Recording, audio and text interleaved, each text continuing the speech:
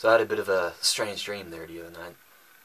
I was in Dublin Airport, and for some reason I was with this guy called Justin. Now, Justin is a guy that I know in real life. I don't really know him that well, though. He's more of a friend of a friend.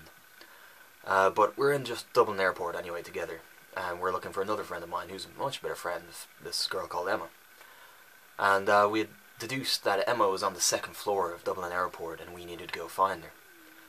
So I was like, alright, I'll hop on this escalator, and it'll take me up to the second floor. So I get on this escalator, and Justin for some reason stays at the bottom, and leaves me to travel on my own up the escalator. The escalator is one of those winding ones, turns and bends, and it doesn't lead me to the second floor. It leads me into just this solid brick wall. This wall that's the side of this restaurant called Eddie Rockets, which is an Irish chain if you're not familiar with Irish restaurants. So here I am, pressed up against this wall. The escalator keeps pushing me in and in. I'm trying to get myself back, when Justin suddenly calls to me and says he thinks that Emma is definitely up on the second floor, and he can see her right now. And I look across and I see Emma, and she has her distinct red hair, and I can see her there. So I was like, alright, I'll get down off this escalator, or somehow manage to get down, and we'll go take the elevator. So we get in the elevator, and it's one of these like space age things. Like, the thing is near your entire room in and of itself. It's like huge. It's got like all these kind of Star Trek gadgets and shit on it, and we're like, alright, we'll go to floor 2.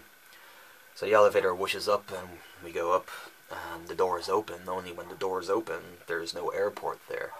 I look out, and it is nothing but like desert and canyons and like just bleakness everywhere I look. There is no sign of any airport, or Emma for that matter.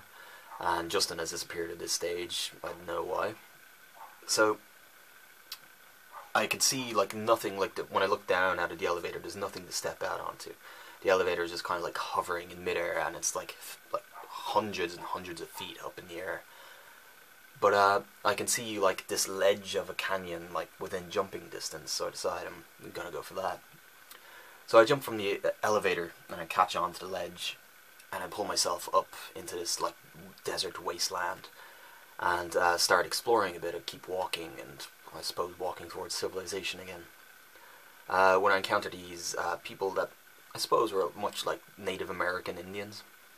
They were like bare-chested, dark-skinned, had like different kinds of headdress, and got to talking to these people for a bit. So I was talking away to these people. I don't know what the particular subject was, I just remember talking to them. When it starts to rain in the middle of the desert, and it's not a kind of normal rain, because when the water hits these Indians, they change. I mean, they start to writhe in agony, and they hit the dirt. And when they hit the dirt, they start like bouncing themselves off the dirt over and over, like just kind of throwing themselves back over and over, like, and hitting dirt over and over again. And then they start to like shimmer, and then as I'm watching them, like, another Indian like slides out of the first one, like a playing card. Like, if you're like to split the deck of playing cards like that, like another like guy slides out of this guy like that, and then the same thing happens to that guy, and another guy slides out of him, and a guy out of him, and so on, like a deck of cards. But the guys that slide out are different colour. They're not like human colour. They're like, the first guy to slide out would be like neon green, and then the guy that slides out of him would be neon purple, and like different colours, and until you got a full spectrum of colours, and they'd become their own individual entities.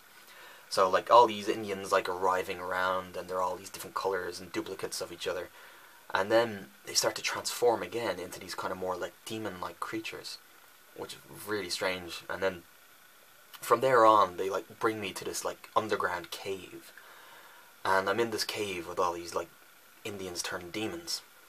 And in this cave, they have all these like kind of psychedelic paintings, and these paintings are kind of like those Rorschach kind of ink blots, like the mask out of Watchmen. They're constantly shifting, and they're forming new images, and all the paintings are in black and red, so they're shifting and they're forming all these new images. So I asked them like, what are these paintings about? And they tell me that they need me to peer into the souls of men, and that each of these paintings is a window into a different man's soul, and that they need me to have a look. And this is the point where I kind of like lose track of the dream, and it all like fades into gibberish, and I can't remember what happens after that, but that's pretty much the gist of what happens. So yeah, pretty weird and intense and vivid stuff, more psychedelic than I'm used to. I wasn't on any drugs or anything like that, it just kind of happened. yeah, so I was kind of curious what it all meant, but yeah, I think I'll be a while figuring this one out. Anyway, this is the start of me posting more videos, I hope, so you might be seeing more of these in the future. See you soon.